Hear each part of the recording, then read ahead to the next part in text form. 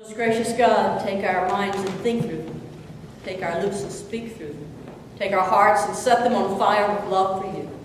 Amen. So let's go back to that first reading about Abraham nearly killing his son for God. You know, there are some parts of the Bible that just make us sort of gasp in horror, don't they? And you know, usually what we want to do is we want to kind of skip over it, but obviously there's a reason for this to be there.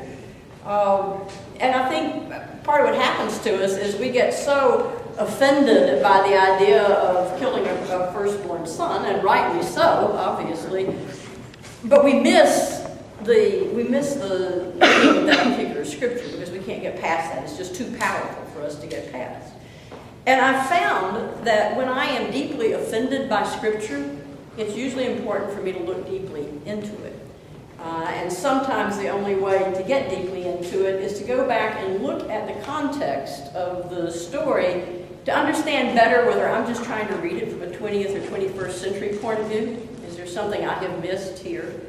And quite often there is something, and that's true in this story. This is an old story. It comes from a part of Genesis. There are a couple of different writers of Genesis, and some of the writers of Genesis wrote later after the exile, and others took down stories that had just been handed down for generations. This is one that had been handed down for a long time before it was ever written. The story of Abraham and Isaac.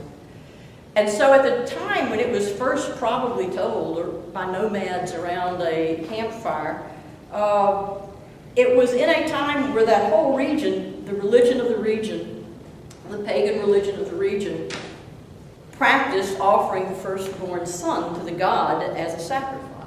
And in those religions, that's what you did. I mean, we can't judge it with a 20th or 21st century mind. It doesn't make it right, but that was the expectation of the day, that if you loved your God and if you wanted your life to go well and your crops to do well, you would dedicate your firstborn son to that God. And the way you dedicated it was you offered a living sacrifice. They practiced living sacrifices. So in the first hearers of this, that wouldn't have been what shocked them. That would have been what was expected. What shocked them was that this God didn't ask for that. That this God provided another sacrifice. So in that culture, when it was first told, it was actually an ethical, moral step up of saying, this God doesn't demand that. This God, yes, wants you to dedicate your son, but you will dedicate it with what this God will provide for you to dedicate. God provides the lamb. And you see, and that's the point of the story. The point of the story for them wasn't the sacrifice. The point of the story was that God will provide something that will make his promises come true. If Isaac had been sacrificed, and the promise that God had made to Abraham and Sarah couldn't have come true, because the promise specifically was that their descendants would be numerous through Isaac, not through Ishmael, but through Isaac. So God would have reneged on his promise in that. And so what it shows is this God doesn't ask what these other gods have asked of you. This God wants you to trust him to provide what you need, as opposed to taking it into your own hands. And so he provides the ram. And so that gets down to the message of the story, which is why it's there, because that's the message to us and to generations before us and to generations after. The message is that God will provide what we need. And we can trust, even in circumstances and situations where it looks like there's nothing to be provided, God will provide. And we simply wait for what that is. Now, I could talk about that in terms of the promise God makes to us, but I believe I did that about 2 or 3 weeks ago when we talked about prayer and talking about God providing what we needed in prayer, working with the circumstances that are there, whether we realize it or not. So I'm not going to do that sermon again. If you want to hear that one again, go back a couple of weeks and you can find the video of it. What I want to do, though, is to still take this idea of God providing and realize that when we jump ahead in our readings to the gospel I just read, we see another situation where God provides, and this time God's providing for the work that needs to be done. Not for the promises that God's made, but this particular passage in that gospel is talking about God providing what we need for the work that we have to do. And that gospel passage comes at the end of a long section. We've been reading it little bits over the last several weeks. A long section where Jesus is telling those who would follow him that this is going to be a rough road. That this isn't going to be all fun and games. That people are not going to like him, that their own families, remember that one last week? Your own family isn't going to like you. I've come to bring a sword, not peace. He's really letting them know that if they commit to doing this, if they commit to being a follower and doing the work of their lives in the way that Jesus would do it, a lot of people they care about aren't going to like him, and it's going to be a rough road. And so it gets to this particular passage, and Jesus tells them what God has provided for them. And it doesn't necessarily sound any better than what all the other things were, because what has God provided in this passage? God provides prophets. And what did the prophets do? Jeremiah, Amos, they went and shook people up and made them mad by telling them, that their culture, their whole society was skewed, that they were exploiting the poor, that they were letting too big a gap happen between the rich and the poor. All these things that they were telling them that nobody wanted to hear. And so what did they do with them? They either killed them, stoned them, threw them in pits. Nobody wants to hear that truth. So for what God to provide us with is a prophet is not necessarily a very comfortable feeling, because the prophet is the one that's going to come to us and tell us the truth. Modern day prophet Martin Luther King Jr. came and told the truth at that particular time in history.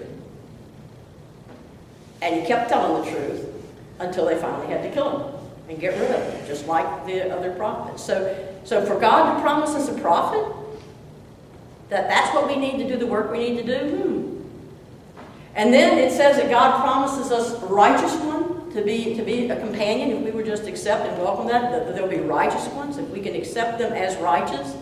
And of course, righteousness always means in right relationship to. So if the prophet comes and says the truth, that this is what's broken in your world, the righteous one is the one that acts with justice to help change that.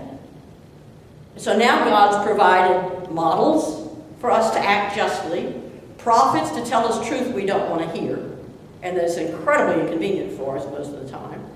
And the third one that God provides are little ones, meaning not children, but little ones. The word was anuim, and it meant the ones who were most vulnerable in a society. And so the other thing God has provided for us to do our work are vulnerable people. People who can't take care well of themselves. And our work is to be able to give even a cup of water to that. Not real comforting things, So Jesus has told them this is going to be hard, it's not going to be happy, people are going to be mad at you when you actually do the work. And your work is to welcome the people who come as prophets and tell you something you don't want to hear. Your job is to welcome the companions, models that show you how to act justly even when you would prefer to act differently because it will save what you need more than do what they need to be done. God asks you to welcome the little ones and not just try to figure out how to get rid of them, but to welcome the fact that they're little vulnerable ones. Now, always in Scripture there is an outer and an inner meaning. And the outward meaning of this is inescapable for us, that we are to welcome prophets that tell us what we don't want to hear, that we're to welcome the models that show us how to act justly even when it costs us something to act with justice, and that we're to welcome the little ones in our midst and give them what they need. That is the outward meaning of this. There's also an inward meaning. And what some people want to do is they want to just take one or the other. I'll go with the inward meaning, that other one I don't like. Or I'll go with the outward meaning because I don't want to fool with the inward. It's two sides of the same coin. You can't take one side of the penny. You get the penny, you get both sides. And one side is this outward meaning. The other side is an inward meaning. Because in each and every life, God provides prophets to us, people, events that tell us the truth in one way or another about ourselves. Either by somebody actually saying it or us bumping up against something that all of a sudden makes something clear, something that's broken, that needs to be fixed. Those aren't just accidents. Jesus says they're part of what God provides. And as disappointing or defensive that we may feel when that happens, Jesus says, welcoming that is what does the work I've given you to do inwardly. And in our lives, there are people that are willing to walk with us as we do the hard work of transforming and being transformed. And it is hard work. I mean, we don't get anywhere with our relationships, with our own growth, without doing some things that are hard and working hard at it. And God sends us people to help us do that. And if they're really some of the people God sends as our companions along the way inwardly, they not only listen and and pat us on the head and make us feel better, they do that, but they also hold us accountable. They help to hold us accountable. They don't rescue us. And they hold us accountable for the changes we need to make. And so Jesus says to do that work inwardly is to not run away from those people, but to welcome them and welcome the position that they're playing in your life. And just as out there are little ones that are vulnerable, people that are vulnerable, inside we have parts of us that are the little ones. The vulnerable parts of us that we would just as soon people didn't know about. And that we work very hard to keep from showing. And that we're very embarrassed when we slip up and accidentally let it show. And yet in the work of our inner lives, those parts are gifts from God. They're part of what God provides to us, for us not only to grow in our own selves, to see as a wounded healer how we help to heal others who are wounded as we are. And so it's both sides. It's both sides. It's the prophets that tell us where we need to move as a culture, and the prophets that tell us where we need to move as people, always doing the work of learning our life lessons while we're in this world. And there are the righteous, the people that are already in a right and just relationship for us to look at and walk with and to hold us accountable in the outer world and how we deal with the things that are broken in our culture. And there are also those people that help us deal with the inner world, those things that are broken in ourselves. And there are the little ones that God has given us that frustrate us, and we would like to shake them up. And I'm not talking about children. I'm talking about the people that should know better. But are the little ones of our society that God has given us and provided. And they're the little parts of us that we would just as soon not be there. It's both. It's both the inner and the outer. And so Jesus calls us to welcome these people that we would just as soon put aside, these events that we would just as soon put aside. And through that welcoming, to do the hard work of loving our neighbor and loving ourselves. And what Abraham reminds us of is even when we can't see how that could possibly work, even when we see that either we as a culture or we as an individual are the Isaac on the offering about to get offered as a sacrifice. Even at those times, we can trust that God will provide.